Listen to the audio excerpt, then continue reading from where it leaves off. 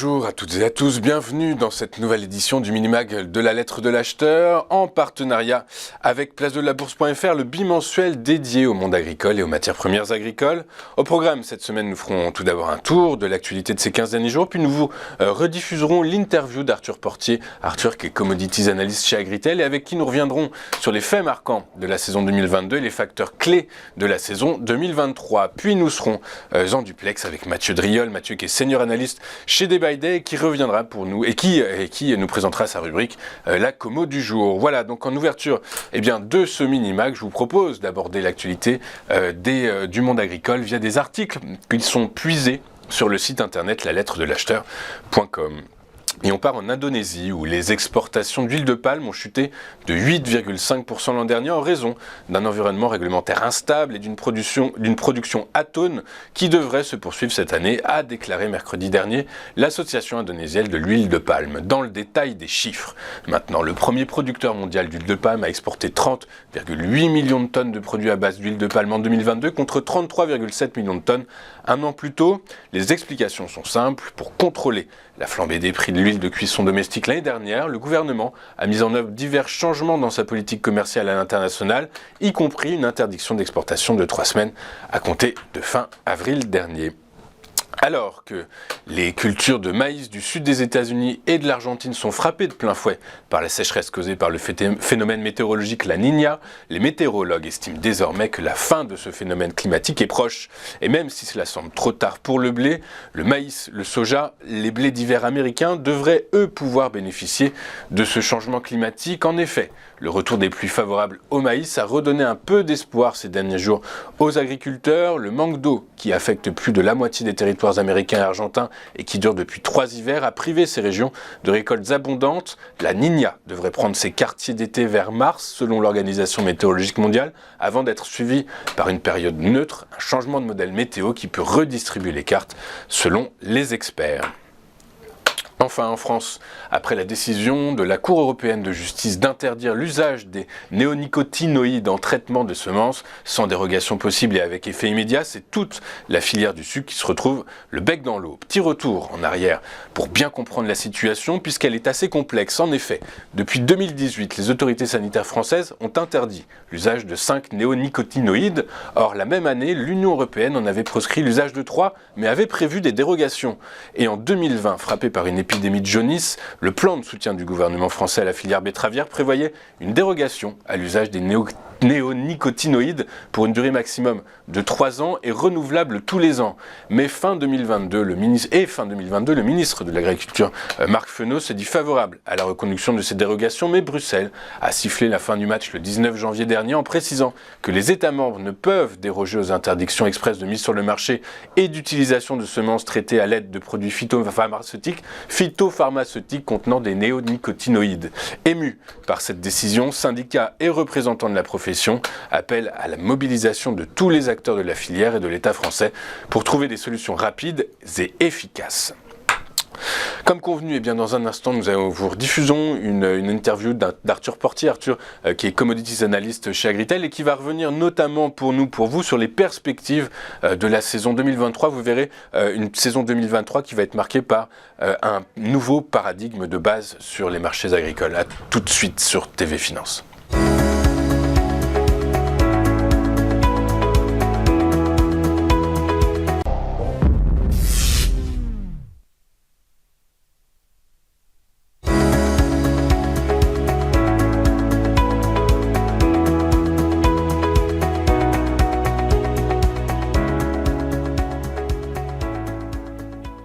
Nous sommes de retour sur le plateau de TV Finance pour cette édition du 13 janvier 2023 du Minimag La lettre de l'acheteur, le Minimag dédié au monde agricole et aux matières premières agricoles. Et il est désormais temps de recevoir sur notre plateau pour l'interview du jour, monsieur Arthur Portier. Bonjour Arthur. Bonjour. Bonjour, merci beaucoup d'être avec nous ce matin. Arthur, je rappelle que vous êtes Commodities Analyst chez Agritel et avant de vous écouter, d'entendre votre intervention, je tiens à préciser que votre intervention est un enregistrement, que nous sommes le 11 janvier 2023 et qu'elle sera diffusée le 13 janvier prochain. Arthur, avec vous, on va d'abord dresser un bilan de la saison 2022, une année 2022 marquée par une forte volatilité sur les marchés. Quelles en sont les raisons? Pouvez-vous nous rappeler les raisons de cette forte volatilité? Alors c'est vrai, on est sur une année extrêmement volatile, des amplitudes de variation qui sont colossales, même inédites dans l'histoire des matières premières agricoles. Il s'avère qu'il y a eu énormément de facteurs qui se sont succédés avec un point d'orgue le 24 février, avec ce conflit entre l'Ukraine et la Russie, qui est un accélérateur de la hausse. Mais il faut savoir que les marchés étaient déjà tendus. Il y avait déjà une tension sur les bilans puisque l'année précédente, l'année 2021, avait été marquée par de faibles productions, notamment au Canada. Donc on partait d'une situation qui était déjà tendue avec des prix à plus de 250 € la tonne et qui s'est accélérée avec l'arrêt des exportations ukrainiennes sur la période février-août grosso modo. Donc beaucoup de volatilité qui ont été derrière amplifiées par de plus en plus d'incertitudes qui ont été météo, géopolitiques, macroéconomiques, et ce sont ces éléments qui expliquent les amplitudes de variation colossales. Qui expliquent donc ces amplitudes de variation colossales. Du coup, que attendre pour 2023? Est-ce qu'on peut s'attendre à ce que les marchés agricoles retournent vers une forme de normalisation, ou bien au contraire, on va assister à un changement de paradigme? Alors sur les marchés agricoles, il n'y a pas de normalisation, pour la simple et bonne raison que historiquement, on est toujours dépendant de la météo et qu'aujourd'hui, la météo fait des siennes. Il ne se passe pas une journée ou une semaine sans qu'on entende parler de « il fait trop chaud dans telle région » ou « trop froid dans cette région ». Donc il n'y a pas de normalisation. Maintenant, à quoi s'attendre aujourd'hui pour 2023? Sans parler de perspective de prix, on peut déjà s'attendre à une nouvelle année remplie de volatilité. Pourquoi? Parce que les opérateurs gardent en tête qu'il peut se passer un conflit, gardent en tête qu'il peut se passer un problème sanitaire, gardent en tête que la situation macroéconomique avec la récession qui devrait suivre l'inflation dont on parle beaucoup est présente et pèse dans les marchés. Donc des amplitudes de variation qui resteront extrêmement importantes, et donc ce terme changement de paradigme est réel aujourd'hui. C'est terminé de voir le marché grosso modo évoluer de 1 € par séance. D'accord, alors quand vous dites qu'en fait, au-delà des facteurs météorologiques, il faut s'attendre maintenant à de la macroéconomie en fait. C'est les effets macroéconomiques, géopolitiques qui pourraient peser en tout cas sur les marchés agricoles. Du coup, ces facteurs macroéconomiques dont vous parlez, en fait, ils auront un impact sur le marché des devises, sur la parité euro-dollar. C'est ça, c'est cette variable macroéconomique à laquelle il faut faire attention particulièrement. Alors, on le sait, les opérateurs regardent d'abord les fondamentaux, c'est-à-dire l'état de l'offre et la demande, voir si c'est équilibré ou déséquilibré. Et après, s'ajoute évidemment la compétitivité de nos origines. Et cette compétitivité de nos origines, des origines françaises notamment, dépend de la parité euro-dollar. Les dernières semaines sont parlantes. Lorsque la parité passe de 0,95 à 1,07 grosso modo, automatiquement, on a un repli de 30 à 40 € la tonne sur les prix du blé, quand en dollars la tonne, on n'a perdu que 15 $ la tonne. Donc il y a un ajustement qui se fait par rapport à nos concurrents, ça peut être le bassin mer Noire, les Russes, les Ukrainiens notamment, mais oui, aujourd'hui, l'aspect monétaire et notamment la parité euro-dollar est un facteur clé à suivre. Tout comme le pétrole, puisque lorsque vous faites des études de corrélation, jamais nous avons eu un prix du blé à plus de 320 $ la tonne avec un baril à 70. Donc on le sait, le pétrole est aussi facteur de soutien pour les commodities agricoles. D'accord, donc le pétrole qui reflue actuellement devrait permettre au cours de reflux également, c'est ça? C'est ce qui se passe actuellement. Nous sommes à 290 € la tonne sur Euronext à l'heure où on se parle, sur les prix du blé, tout simplement parce qu'on a en partie un pétrole qui a chuté, une parité euro-dollar qui a grimpé, sans pour autant que les fondamentaux aient changé de manière drastique par rapport à fin décembre. On n'a pas eu de nouvelles. On sait qu'il va y avoir une bonne production en Australie. C'est désormais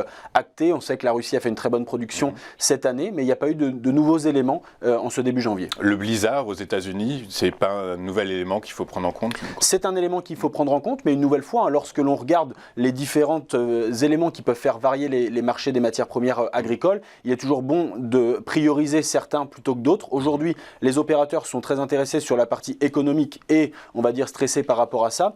Évidemment, il n'y a pas la place pour un incident climatique aujourd'hui parce que même s'il y a du blé sur la scène internationale, il est concentré en Russie. Donc logistiquement, ils ne pourront pas sortir plus de 40, 43, 45 millions de tonnes, peu importe. Mais clairement, s'il y a un incident climatique chez un autre pays exportateur dont peut faire parler les États-Unis actuellement avec la vague de froid et surtout le déficit hydrique qu'ils ont connu, ça peut engendrer une hausse à horizon moyen terme. Une hausse à déficit hydrique qu'on retrouve également en Amérique du Sud, en Argentine, je crois également.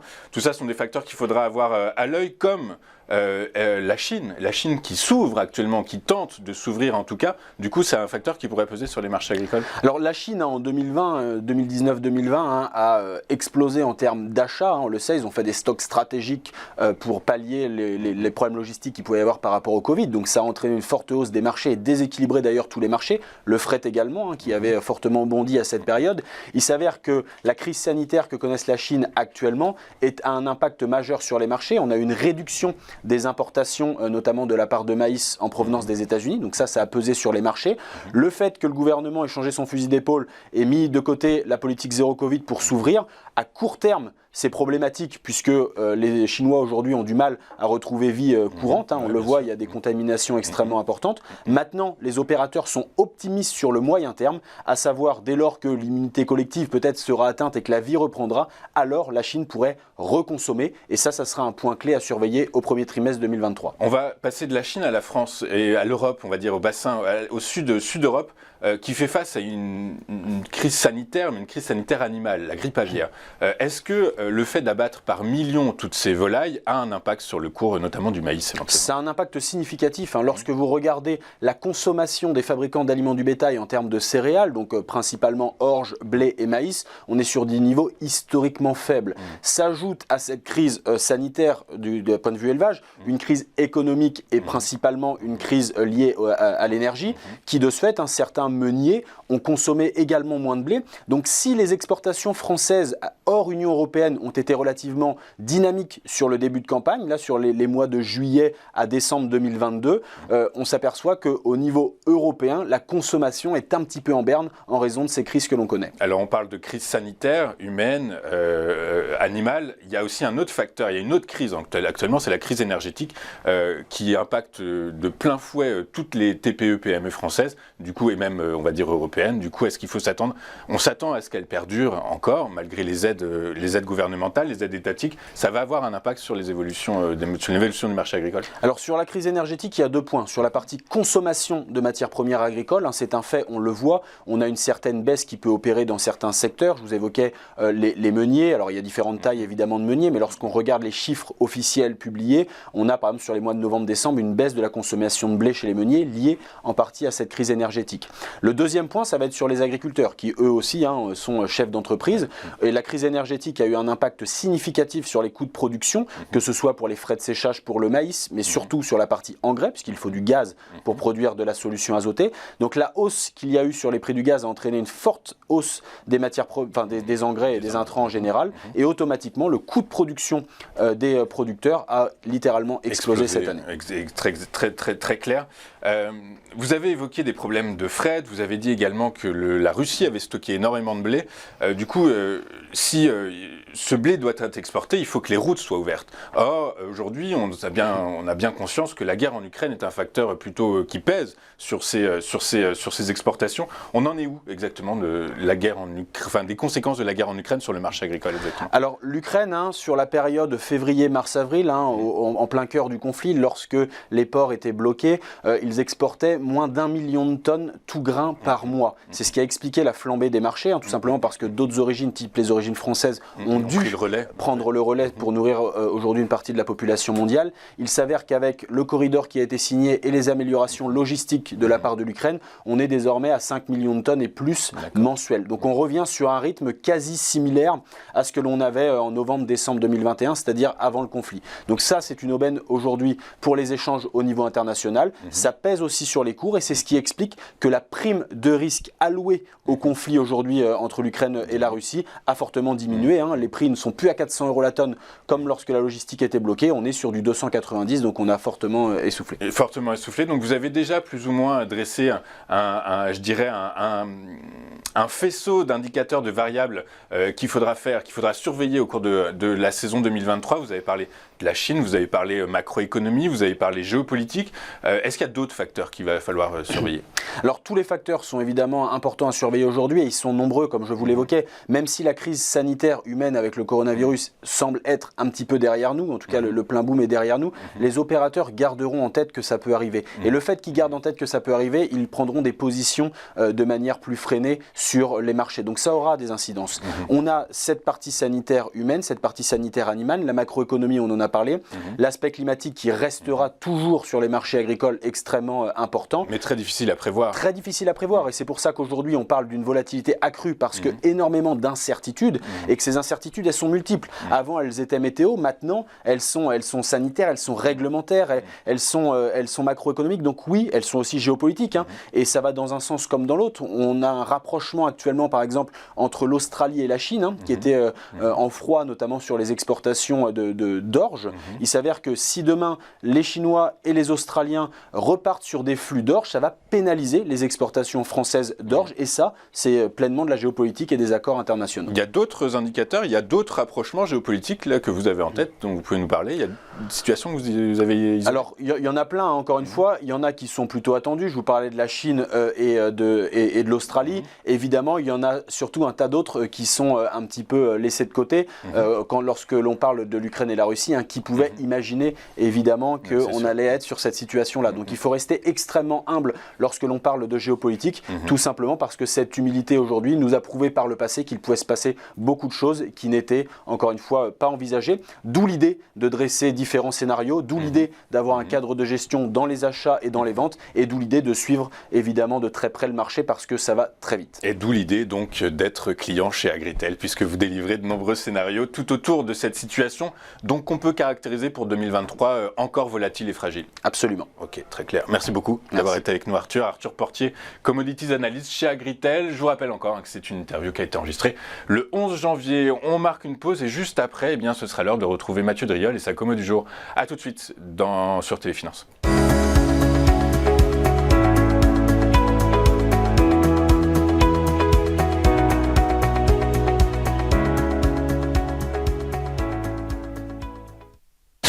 Nous sommes de retour sur le plateau de TV Finance dans cette nouvelle édition du Minimac de l'acheteur. Après cette interview passionnante d'Arthur Portier, qui est commodity analyst chez Agritel et qui nous rappelle que le marché agricole va être mis face à un changement de paradigme de base qui va devoir intégrer des variables bien plus importantes que la seule variable météorologique. Dans la suite de cette édition, eh bien, c'est l'heure désormais de retrouver Mathieu Driol. Bonjour Mathieu. Bonjour Louis-Antoine. Bonjour, merci beaucoup Mathieu d'être avec nous ce matin, comme tous les vendredis, comme une fois par mois, tous les vendredis. Bon, difficile à... Bon, vous avez compris. Du coup, Mathieu, on va commencer votre commo du jour par le Robusta, le café qui, selon vous, pourrait envisager une sortie par le haut après une phase de latéralisation assez longue. Phase de latéralisation longue et quand même plutôt profonde.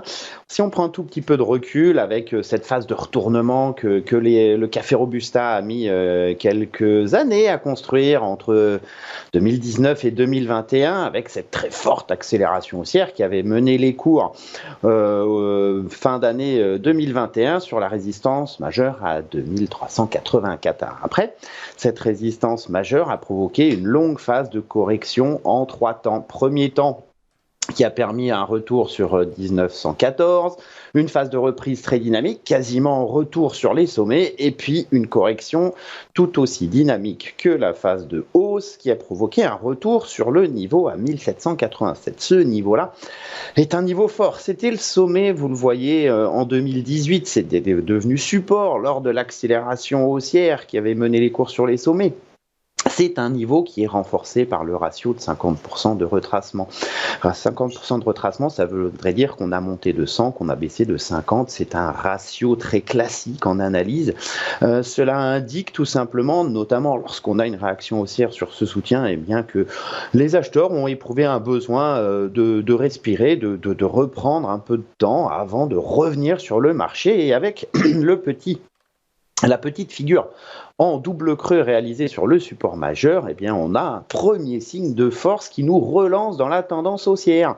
Ça c'est intéressant, ça veut dire que sur un horizon de temps, alors certes assez long, puisque là on est sur un graphique effectivement où on parle quasiment en années, on a un potentiel en fait de reprise et de retour sur les sommets, voire peut-être ensuite le but ça sera de les franchir. En tout cas on a un premier signe de force à court terme, on a de l'espace pour grimper. La première résistance, c'est 2176. On en est quand même un peu loin. Donc, on a pas mal d'éléments qui commencent à s'emboîter sur une reprise de la hausse du café à moyen terme. Très clair, merci Mathieu. On va poursuivre avec le maïs. Le maïs qui, dont les cours sont à la croisée des chemins, j'ai l'impression. C'est exactement ça, on est vraiment sur le fil du rasoir.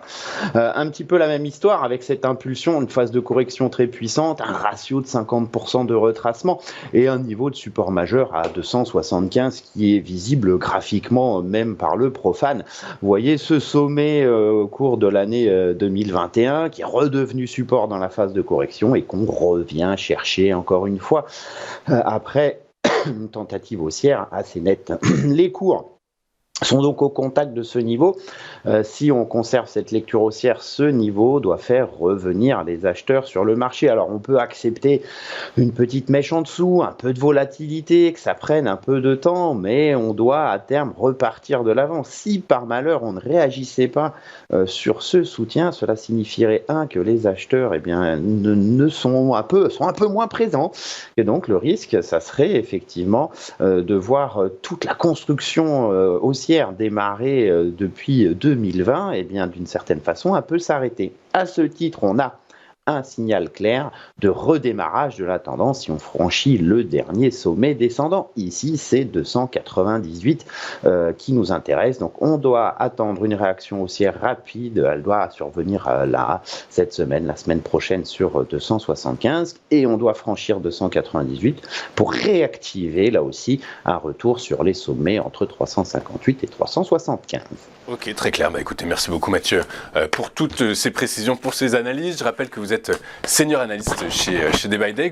Vous nous accompagnez une fois par mois dans ce bimensuel dédié au monde des matières premières agricoles. Merci beaucoup Mathieu. Mathieu Driol, cette édition du Minimac de la Acheteur est finie. Merci beaucoup d'avoir été avec nous tout au long de cette matinée. Je vous donne rendez-vous dans 15 jours pour une nouvelle édition de ce Minimac, de ce magazine, en partenariat avec placedelabourse.fr. Pour ma part, il ne me reste plus qu'à vous souhaiter une excellente journée, un très bon week-end. Et c'est Roselyne Pagès qui vous accompagnera lundi prochain dès 8h55 pour une nouvelle édition, une nouvelle semaine de votre live de TV Finance. Très bonne journée et très bon week-end.